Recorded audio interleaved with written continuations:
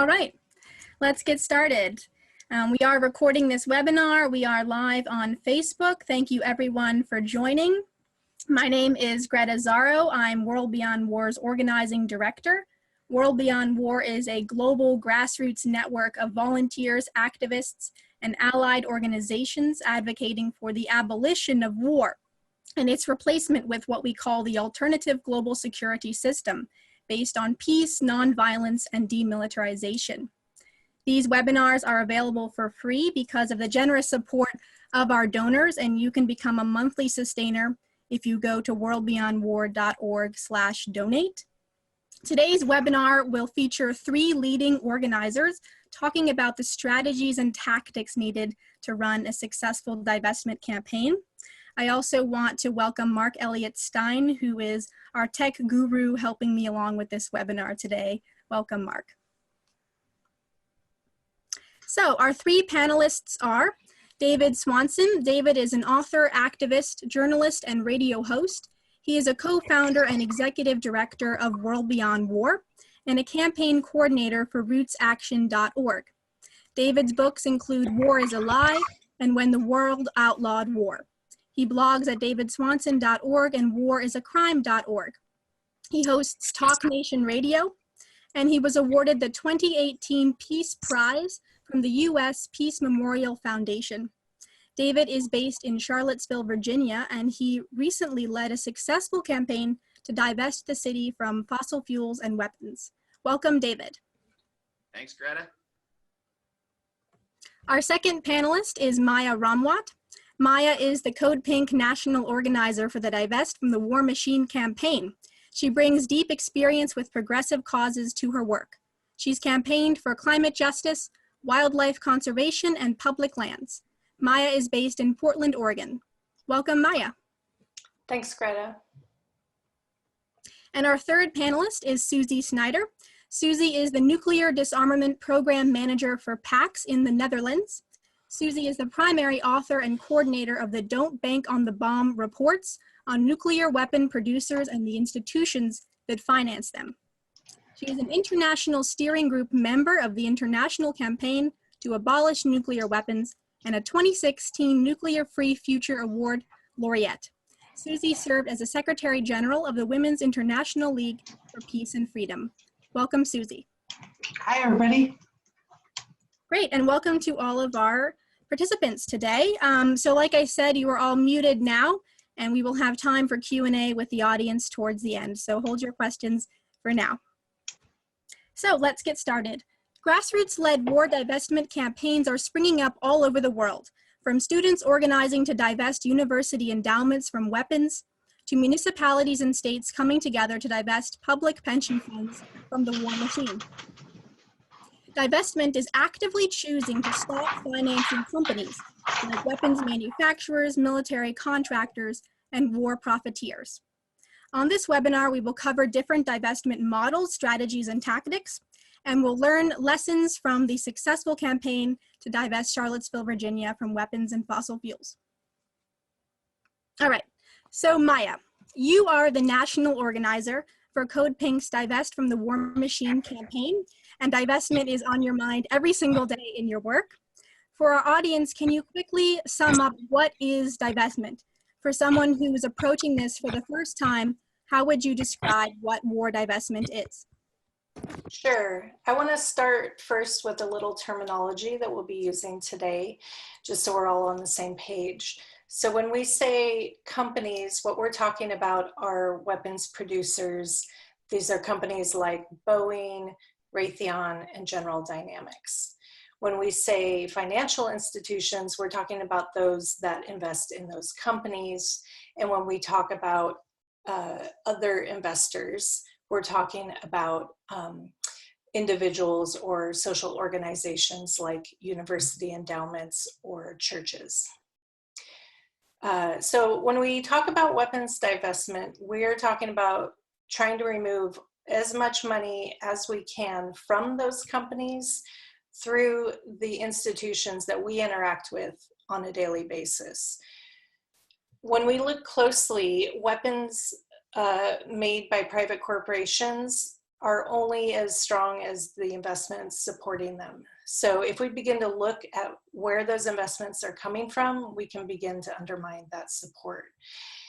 Divestment in general is a very successful tactic that we've seen work for the anti-apartheid, anti-fossil fuel, and anti-private prison movements.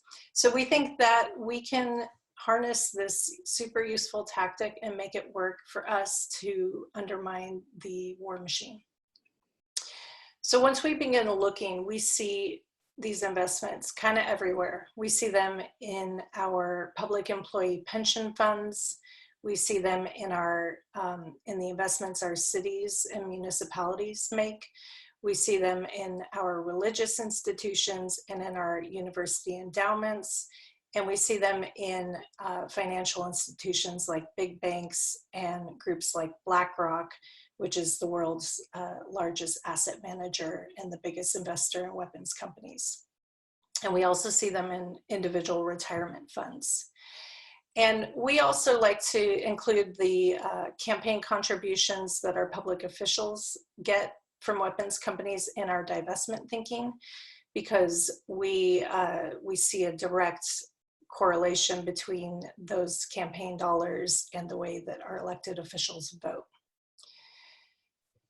So the most effective way to get involved really is to find where your personal connection is. Do you have a retirement account? Maybe you're a student at a university. You can look at your own city or town's investments, and you can look at the campaign contributions that your elected officials have received. So it's best to find that personal connection because your elected officials, your schools, your cities, they're all supposed to work for us, right? And, you know, they have supposedly a vested interest in listening to us. So the more of us that make a clamor, we think that we can, you know, really begin to turn their heads. So I recommend that folks who want to remove their investments first find those places where the money is going from places that they interact with to those weapons manufacturers, and then begin talking to others about it to build support and start finding people they can ask questions of. Maybe this is a friendly city treasurer, or maybe it's someone on the board of a university endowment, and start getting questions answered. And then we're here to support those folks and build up teams in localized places and start really getting those campaigns started. So ultimately, divestment is a tool to remove that funding from those companies through the institutions that we interact with, be that through our taxes, through our retirement accounts, through our universities. And the process takes skill building, it takes research and learning, and it takes really long-term vision. Thanks, Maya. And I would recommend that people go to divestfromwarmachine.org to see a great overview of those different types of campaigns that Maya was talking about. There are various guides on that website that talk about university campaigns or municipal campaigns or lobbying elected officials, all those different types of tactics that Maya just touched on. So let's hear from Susie. Susie, you've authored the Don't Bank on the Bomb report, which calls out the top nuclear weapon producers and the financial institutions that invest in them. Can you explain the different types of investments and how those different types of investments would impact the strategies that we would use for divestment? Sure, really happy to. And it's so great to be connecting with other people who are using divestment as a tactic, because we have seen a very effective use of this tool over the last years, both with the Don't Bank on the Bomb campaign that focuses on nuclear weapons, as well as with our sister campaign, the Stop Explosive Investments, that focuses on cluster munitions. And it's a way to build up the stigma, to give everybody a feeling they can do something. That's the greatest thing about divestment. Everyone can do something. And we've seen some great successes. So, you know, I'll come back to that a little bit later, but part of the reason I think we've gotten to those successes is we're very focused and clear in our strategy. I think what Maya said in that, you know, because everyone can do something, and the first thing you can do is ask questions, following up those questions and where those questions lead is really important. But getting those initial questions asked to whatever type of investor or financial institution is necessary. Part of our research is to publish information on the types of investment in a lot of these weapons producers, a lot of these companies. So we publish information on, we have like a top 20, but then of course have a lot of other information. We also look at investments in controversial arms producers through another project that we house, a Fair Finance Guide. And so we publish this information that looks at the different types of investments. So if you think about this, you know, as an individual, you're going to have your investment, you're going to throw money in the bank, and the bank is going to do something with it. They might hold shares or invest in bonds.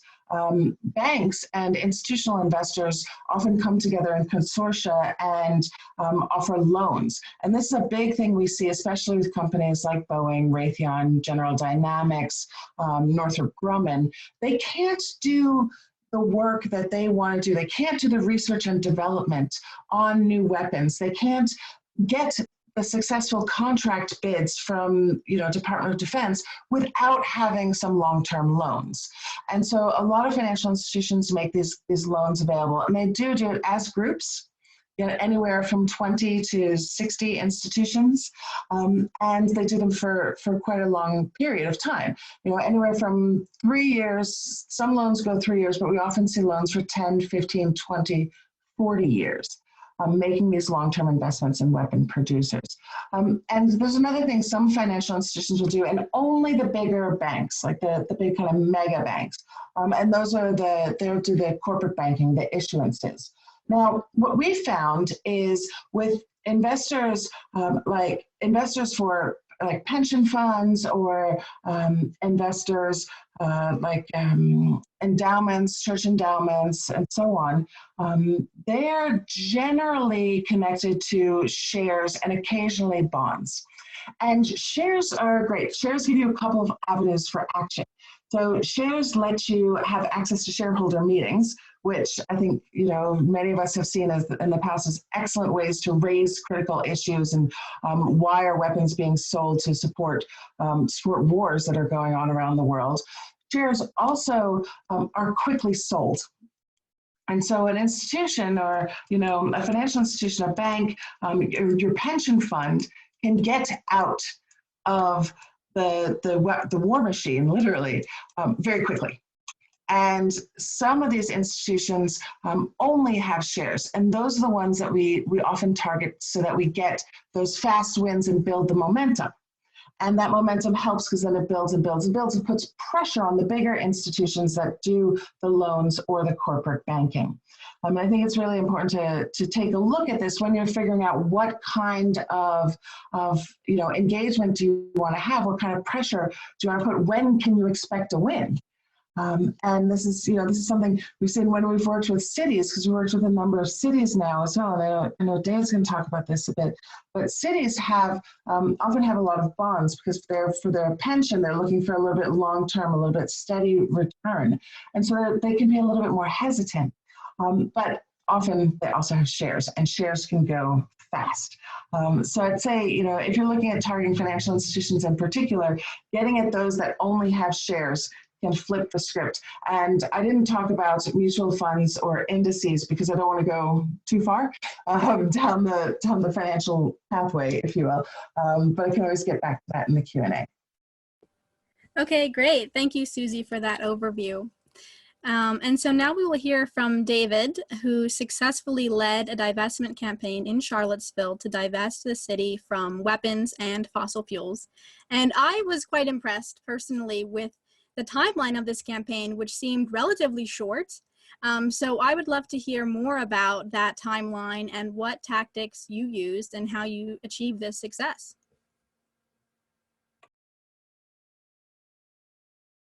Now I'm unmuted, I believe.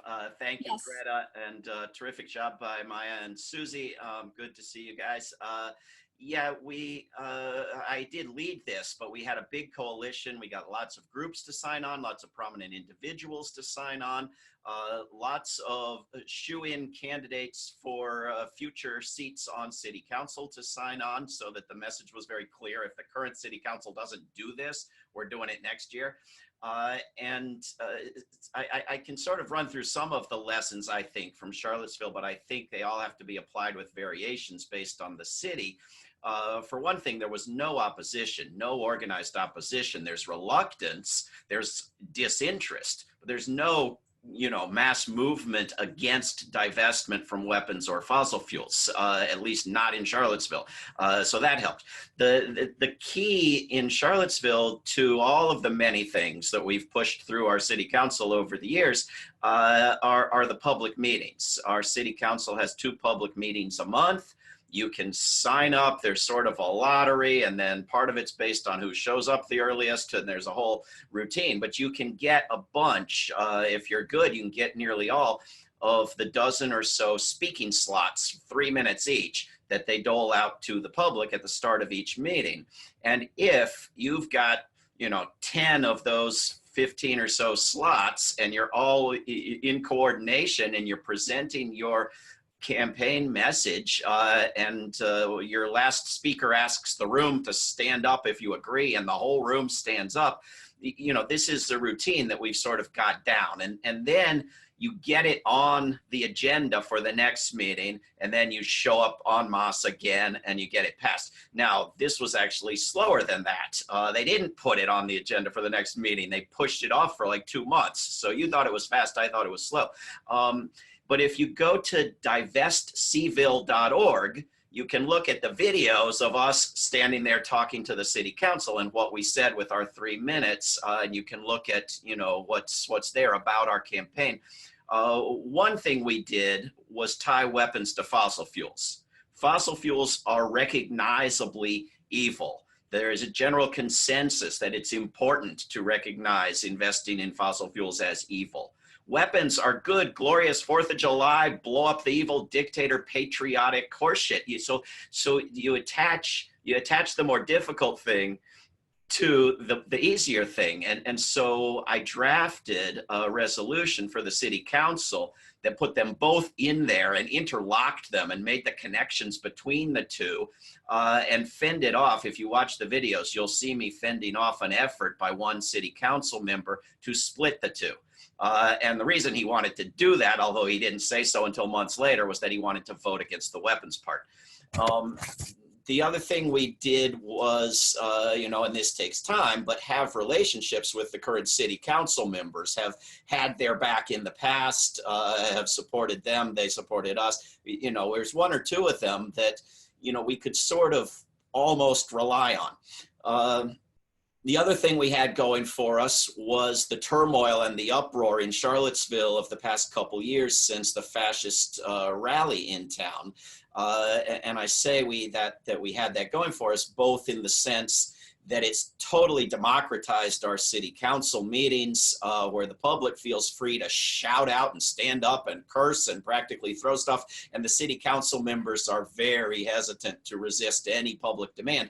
And also in the sense that we could talk not just about vague, distant military contracts, but about guns on the streets of Charlottesville. Our city council is taking our money and investing it in gun companies so people can bring those guns here and shoot us. And they're investing it in fossil fuel companies so those companies can destroy our climate and ruin our farms and create storms. And they're using our money against us. So we had that argument. The other thing we had going for us was that there was an election, and typically this would have been the logical thing going for us because there would have been city council members running for re-election. There weren't. Everybody whose term was up was quitting, but one of them was running for higher office, for state delegate, and she was maybe the least likely person we thought would support us, and she supported us. She put on a show of being a decent person because she wanted to win that House of Delegates seat. Her opponent in that race, who defeated her in the primary, the Democratic primaries are the elections here.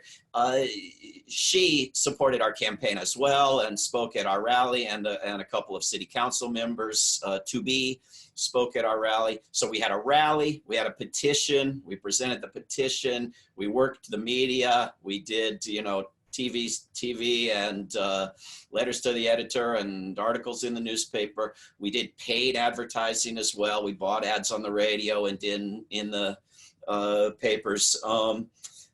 What else? We also have sort of the arguments down for the predictable responses for why you can't deal with something that's larger than the city. And we can all, you know, our local god, Thomas Jefferson, actually put in the rules of the Senate that it's the responsibility of cities to lobby higher levels of government and so forth. And this city had divested in the past. It's good to look up the history. Has your city or whatever institution ever divested from anything in the past? Because then they can't say, we don't do that, we can't do that. They've done it in the past. Now, when they did it in the past, it was a formality because they didn't actually have any money in Sudan. I'm not sure they ever actually had any money in South Africa, but they divested, you know, and once they've done that, you can say, you've divested in the past, here's your moral obligation to divest from these things now, and you've got that argument. The other thing we did was to work with the city treasurer and go in and meet with him and discuss with him and get him to draft a resolution for the city council to pass. That he would recommend that they pass, and then they would recommend that he do the divestment because it's actually his responsibility. So we did sort of the inside track as well as the outside. And then somewhat in relation to what Susie was saying a minute ago, what we did run into was this huge resistance about the retirement fund.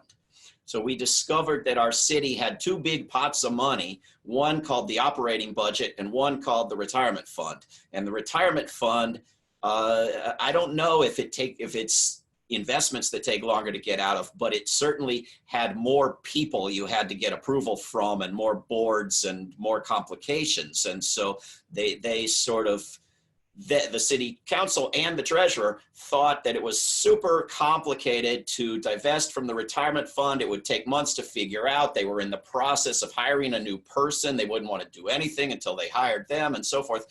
So what we did was take a half a victory. We said, divest from the operating budget.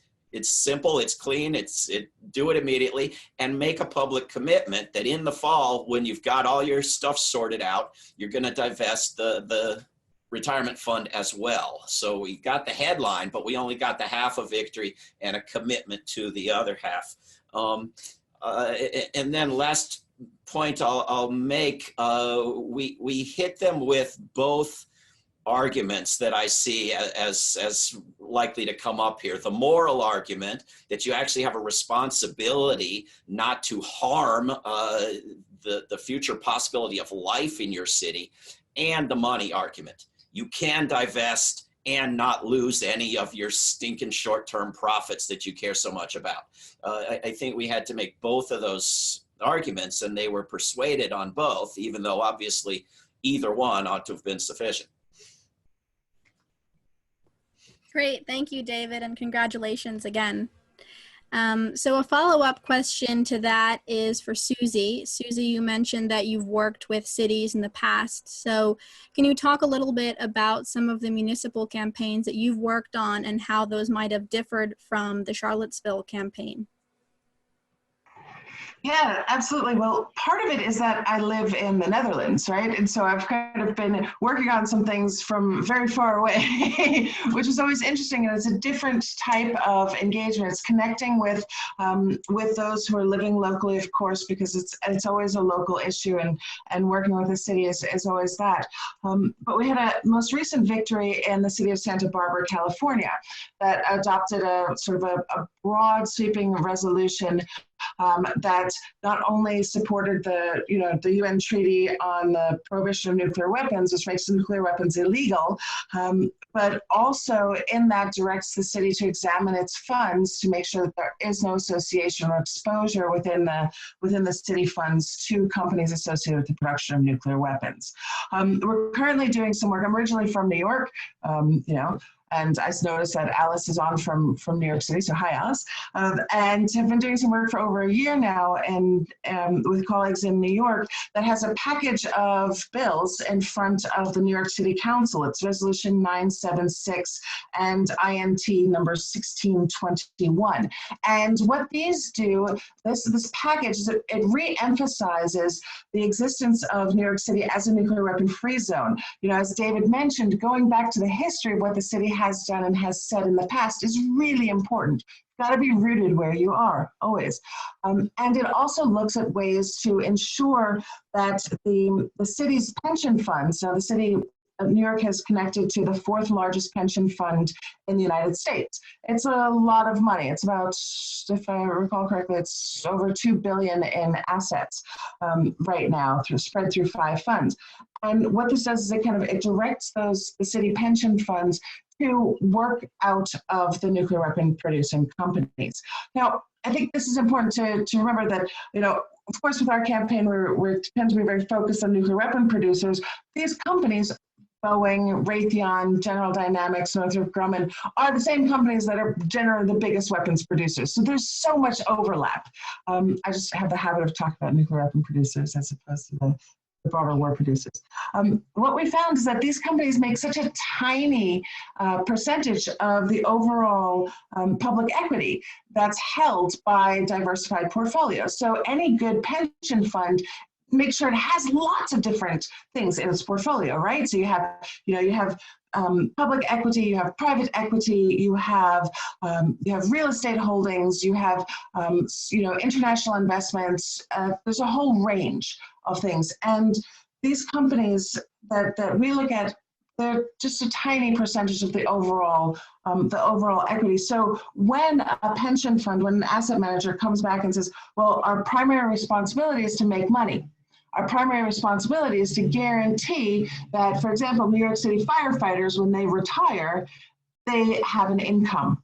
We want to help make sure that that is true. We also want to help make sure that that income is not derived from weapons that could put their lives in jeopardy, right? So you have the moral argument. But we found really strongly the fiduciary duty argument, it's easy to kind of shift because these companies make such a small percentage. It is actually so much easier to deal with weapons companies than it is to deal with fossil fuels. It's what we found in talking to cities like Santa Barbara, cities like New York, because fossil fuels, that's an industry. That's the whole package. And weapons companies, it's a spot here, it's a spot there, it's industrial, it's commercial, it's aircraft, but it's not ruling out a whole sector. So it gives that portfolio diversity that they want, gives them the space to feel like, hey, we're still going to make money. We're still going to protect the retirement of cops, of firefighters, of school teachers, of city workers.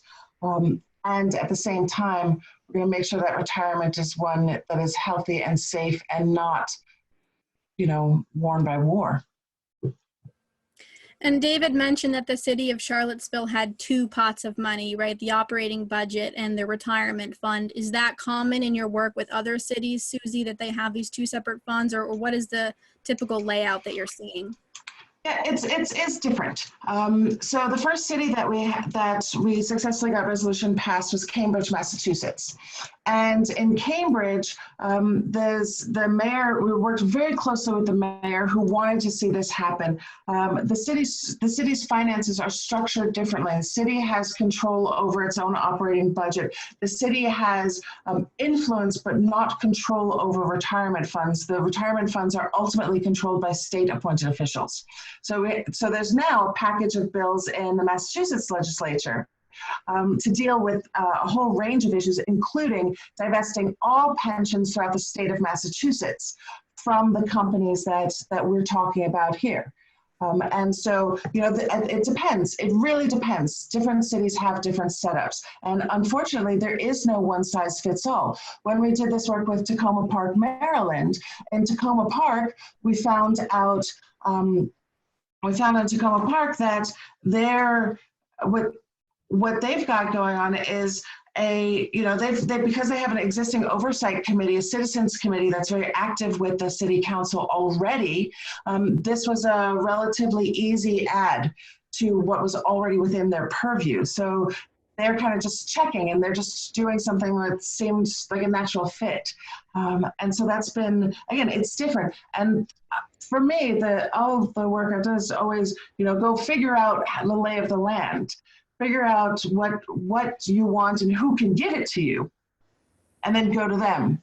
And if you don't know, ask questions, because I have walked into so many local banks across the US. I travel a lot across the US, across the world, and asked them straight up, hi, I might open an account here, but tell me, do you have a policy preventing any sort of investment in weapons producers like Boeing, Northrop, or Raytheon? Do you have a policy like that? Oh, you don't know? Can you find out? Because I don't want to invest my money here until I know. And that has led to so many conversations, so many follow-ups, and it's easy. Anybody can do it. I mean, not everybody wants to walk into a bank branch, but I'll tell you, a colleague of ours, also from New York City, kept walking into his bank branch in downtown New York, Amalgamated Bank, and kept asking them, what's your policy on this? What's your policy on this? What's your policy on this? And on the day the Treaty on the Prohibition of Nuclear Weapons opened for signature, that bank published a very clear statement that it had not and would not invest in companies associated with the production of nuclear weapons. It was the first bank in the United States to do so. And it was why? Because a guy kept walking in and asking the question. That's inspiring. Great story. Yeah. Sometimes figuring out the lay of the land seems to be the hardest part, just getting started and figuring out where those investments are. So we've talked about city level divestment campaigns. We've touched on pension funds, but there are lots of other different types of divestment campaigns, whether that's personal divestment in terms of changing your banking practices or where your retirement funds are invested, or institutional divestment. So divesting a university or a church or a union or a hospital or really any type of institution. So Maya, I'd like to turn to you to talk a little bit about different types of institutional divestment, whether that's a university or an institution, perhaps BlackRock. And also, if you have time, talk a little bit about the lobbying elected officials, as you were saying in your introduction, in terms of asking them not to take campaign contributions from weapons manufacturers. Sure. I want to talk a little about universities, and I'll also talk a little about the work we've done with public employee pension funds. Starting with universities, we really try to model our university campaigns on the success of other university campaigns that have come before us. But each has got to be tailored to the specific schools. So just like David and Susie are saying, really knowing the landscape is just so important. So if a school has already experienced a divestment campaign, that's probably a good thing. And if it's had a successful divestment campaign, then that's probably a really good target. And if there's a different campaign, like a different divestment campaign going on, existing currently at a school, then we try to figure out if we can partner with those groups. So for instance, we see some overlap with the private prison divestment groups in the form of the company General Dynamics. So if we can find companies that we all want to divest from, then we can pool our resources and support each other's work, which is a great starting place, really. So while we are mostly focused on divesting the endowments of universities, we want to look again at the landscape of that school. Is it a religious institution that has a moral mandate, for instance, that we think would be undermined by making money off of war? Is the school partnering is a tech school maybe that's partnering with these companies in research programs. So these are often, soft points that we can push on. So it's good to figure out what those are, and again, the landscape of the school you want to go for. We have been working with some students at Cal Poly in San Luis Obispo, California, where Raytheon and some other weapons makers have a very cozy relationship with that school. And the students that we worked with really feel that they want to work on building awareness of that relationship. And so they've been targeting, Raytheon's got a booth every career fair at that school. So they've been focusing on protesting at those career fairs. And they feel it's unethical to work towards a future, which is the point of higher education, right, is building a better future. They feel like it's unethical to work towards a future that's underwritten by companies that see profit when that future is, made uncertain. So again, learning the landscape, key. Figuring out who are the impacted groups on campus. Student groups and other groups are really key. And finding that perfect angle, be it moral or ethical in terms of the research program. Good targets are key to find. So this is often like the board of the endowment, but maybe there's a committee tasked with ethical investing at your school. If you can find that, if that exists, that's a really, really good target. And then it's really important to make alliances with the staff and the teachers and their organizations and unions, and also with alumni. Supportive staff and teachers can provide quite a bit of support to these campaigns, and support, can come in the form of public sign-on letters, letters to the editors, things like that bring up the awareness and show that it's not just students who are interested in the particular issue. And then it's good to keep in mind that university campaigns are unique in that students, they turn over quite a bit. So they have a fairly rapid relationship with the school, and they tend to be really busy. But students are also some of the most engaged activists that we work with. So there's trade-offs. And like in all these campaigns, research has got to be done to figure out what companies the school is investing in, and you often have to apply pressure to get those questions answered. And I guess one other thing to point out is that like all these campaigns, it should be used as a teaching tool along the way at every step. So by the time, and they're long-term campaigns, right? So by the time, in the case of universities, that a board of an endowment is making a decision on divestment, you want to have already the whole campus community thinking and talking about the issue by the time you get there. And then another example I could talk about is mobilizing teachers around their public pensions.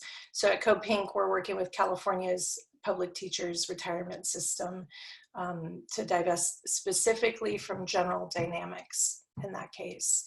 And the teachers that we work with are understandably horrified to learn that their retirement funds are making profit off a company that makes money on the war in Yemen, and that's a war that's had devastating consequences on the children of that nation. So we know that the process, again, is fairly long-term. It could take years, and so one key challenge is keeping folks who are involved engaged and motivated to see that process through. We've been harnessing kind of a number of different tactics for that to keep engagement up, including online petitions, asking folks to turn out at public board meetings to speak directly to the pension board trustees, to write letters to those same trustees, to write letters to their editor of their various papers. And this is in California, so that, they're spread out all over. And we're going to continue to put pressure on them and to continue to recruit folks, teachers who are supportive of that campaign. And then in terms of the asking elected officials, looking into their campaign contributions. So we've been generally pushing on congresspersons, so both House and Senate members, and we can find their campaign contributions. I'm not sure if I was frozen for a minute there. No, okay, good. No, we can hear you. Great, I have sometimes issues. So anyone can find their campaign contributions through the website Open Secrets. And it's a really awesome tool. So you can look up your elected official, figure out your congressperson, figure out if if they've taken money from Boeing, or I tend to search as just defense industry. And so we've been building up, asking those folks who do take campaign contributions from weapons makers to, moving forward, to refuse those. And we've got some folks who have signed on. We've got about 13, I think.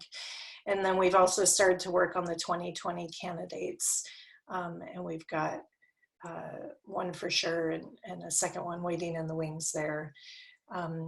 So in those campaigns, what we found is it's really key to, they don't like to commit to anything. So it's, well, they don't like to put it in writing, I should say. And so it's really key to get them out in public, which can be hard. But we have, in that campaign, we're not making the ask that we do of cities, which is all weapons manufacturers. We're simply asking that they refuse campaign contributions from the top 5. So it's an easier ask for them to sign on to. It's just tricky getting, town halls are the best bet, really. Okay, great. Thanks, Maya. And that actually was one of the questions in the chat, so we answered that. So now, Mark, I'm going to turn over to you if you want to read off some questions from the Facebook live stream. Okay, this is from Michael Bartus, and I think this is to everybody. So maybe each person could respond if you'd like. Can you quantify the overlap between strictly US war profiteers and the investments in Israel and Saudi Arabia, which benefit by the US arms manufacturers? How about Maya? Do you want to take that first? I don't know that we can. I don't know that number for sure.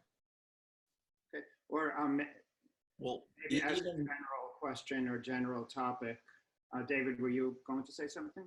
Well, I was just going to say that if we can't answer that or any other question on this call, we can answer it by tomorrow, probably with a little research, and that it is, I think, important in the United States when you're going after these weapons dealers at your local city council to not only inform them that they are investing in weapons dealers, they have no idea, and we didn't meet a single member of the public who had any idea, but to explain to them that weapons companies in the United States don't just sell weapons to the United States government.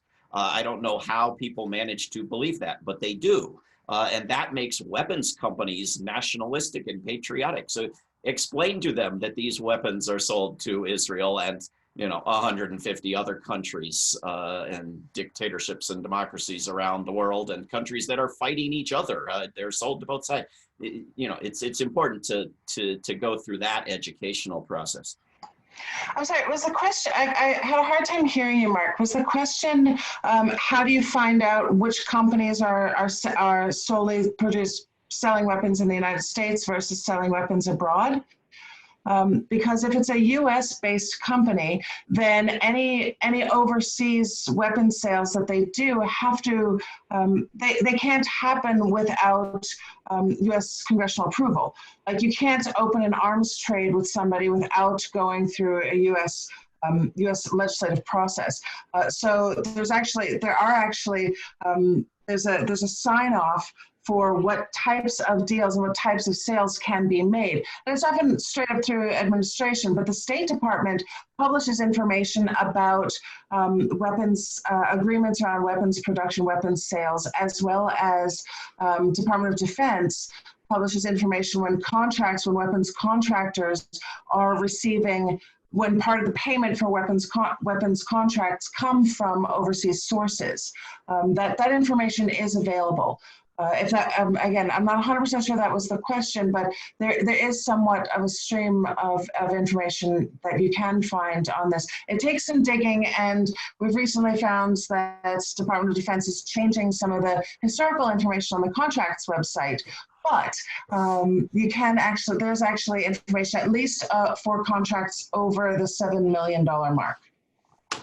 And also how much each foreign country spends on weapons from the United States is documented and displayed on a map on the World Beyond War website. If you go to WorldBeyondWar.org and go down to the bottom and click on the maps section of the website, you'll find that there. Well, I think that question is well answered. Thank you all.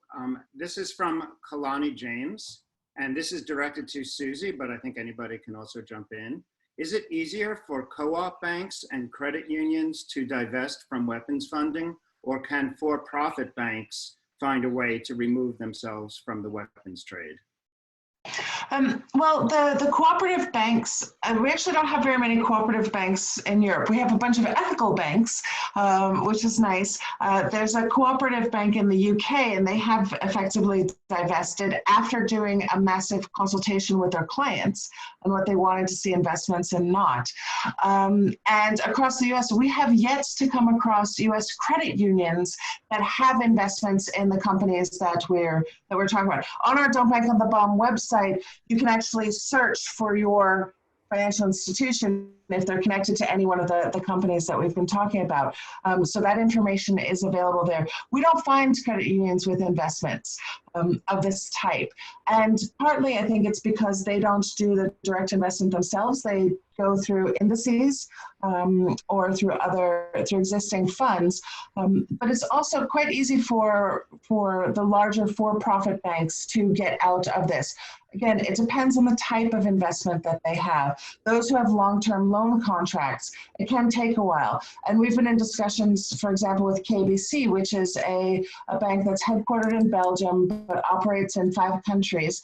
And they're very upset because we keep showing them as having investments. They're like, but we have a policy. You've made us make a policy. We have one now. We just have this one loan.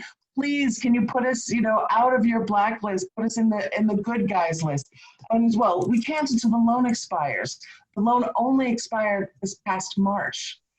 So they were really sad, actually, that they're still listed in our Hall of Shame because our research period closed in January.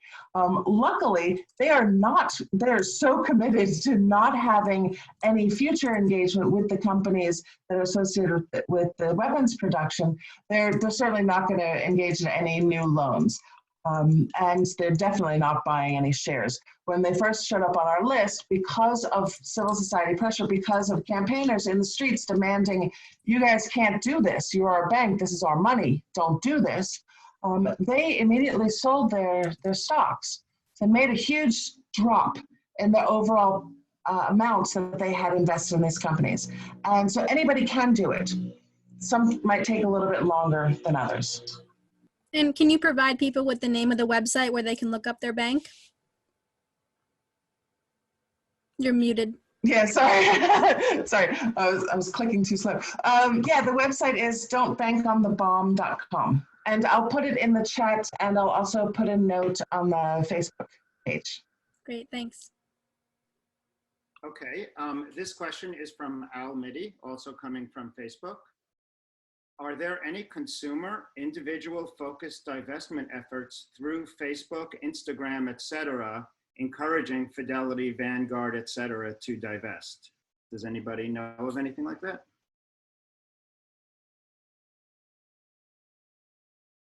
Any takers on that one? I can't say I 100% understand the question, but I would say there could be by tomorrow if there isn't. Right. And in a way, this is right here because we are on Facebook. So here we are. But hopefully there are others as well. Of course, Code Pink, who is also streaming this along with World Beyond War, has many efforts on Facebook and Instagram, and we do as well. And I would say that it's really important for people to know that that matters. We changed when you post on Vanguard's Facebook account and you say, hey, Vanguard, get out of this business, Vanguard's communications department goes, oh no, bad PR, oh no, bad PR, and they start freaking out. Three people in Sweden saw something in the newspaper about our first Don't Back of the Bomb report. They posted on the Swedbank Facebook page. Swedbank now has a very comprehensive policy. Swedbank has no investment in the companies that produce nuclear weapons. 3 people, Facebook. There is power out there, and it's our consumer power. So let's get on it. Vanguard and Fidelity. I think that's a great plan. That's a good homework task for everyone who's watching. Let's not forget Twitter as well. Similar things have happened on Twitter. Very, very small activities can have big impact. There's a question here on the Zoom chat room. Greta, I think I'll ask this one. This is from Tomas. How do you go about lobbying elected officials and organizations such as the NRA? Not completely sure what's meant by lobbying organizations, but does anybody want to answer that one? I can take that. Great, Maya. I mean, we don't actually lobby at Code Pink, but we do engage in conversations with our elected officials. I can't speak to the NRA part because they're a group that actually lobbies themselves. But there's kind of a couple different routes. If you're in DC, it's easy to go to the Hill and go to people's offices, but if you're like me and you live somewhere else, you want to make appointments and start reaching out to their staff. Now, and then also, like I said earlier, it's great to meet people in public, which is kind of 2 different approaches, the sort of public confrontation versus the more official meeting. But when we talk about asking them to make decisions on campaign contributions, one thing to point out that's important is that elected officials have staff members who help them in their day-to-day routines, and those staff have nothing to do with campaign contributions. They can't even talk to the staff who do work on the campaign side of things. So most of these folks do keep campaign staff all the time. It's not just during election years that they have this campaign staff, but you've got to actually connect with the campaign staff, not the staff, say if it's a senator, not the Senate staff, but it's important to get the campaign staff. You want to connect to set up meetings is a good first step, and it's really helpful to come to those meetings very prepared, and even more helpful if you can have a couple other folks with you. Great. Can you all hear me well, by the way? Somebody commented that my audio was coming in quiet. Yeah, that's better now. Great, You were a little bit quiet before.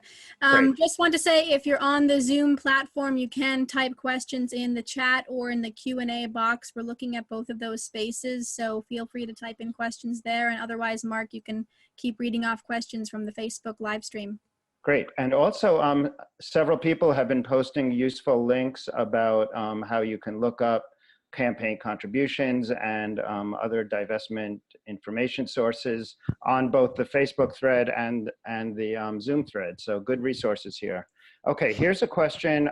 This is to Susie, again from Kalani James. How about indemnity bonds at an international or world level, such as in the Earth Federation? Yes. So this, as I understand it, is not something that has been actively set up yet. And in the process of doing so, there are great examples of policies that can be set in place to prevent these types of investments. So I think that there's opportunities to get in on the ground floor, if you will. And I would recommend, again, on our website, and I posted the link on the Facebook stream, there you can look at some examples of excellent policies that prevent, for financial institutions to prevent these types of investments, both now and forevermore. Great. Okay, Jeff Schultz is asking, is there a better way to reach many teachers at once, such as through unions, boards, etc.?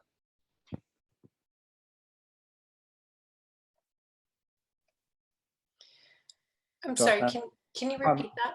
Sure. Is there, so I think this person is referring to teachers union divestment specifically, but I think we can generalize this question. Is there a better way to reach many teachers at once, such as through unions, boards? In other words, if somebody's trying to do what David did and get a divestment action going in a local area, what are the different ways you can reach people, the relevant people?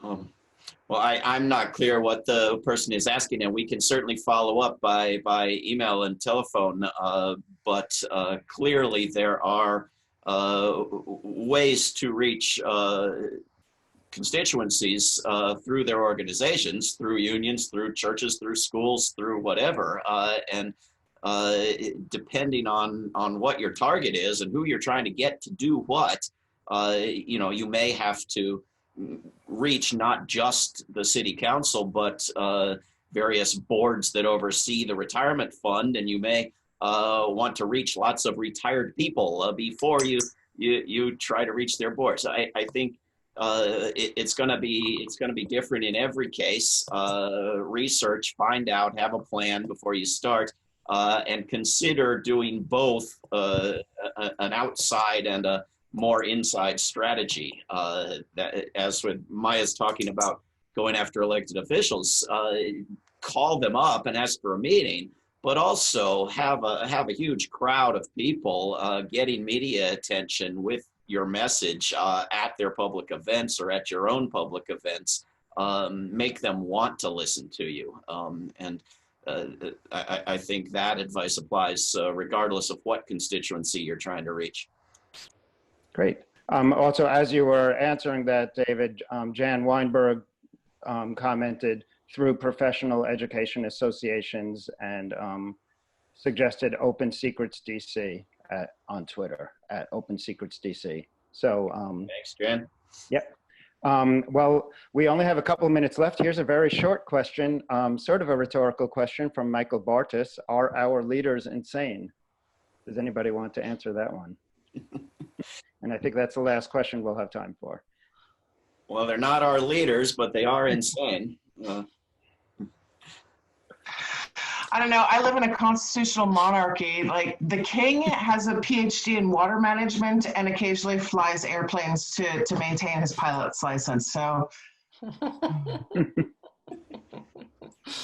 a third of this country wants to nuke North Korea, even if it kills 1 million innocent people. So, it's not just a problem of so-called leaders, but it's disproportionately a problem of so-called leaders. Yep. Well, since I do think we have time for one more, and this is a fairly detailed one. This is from Margaret.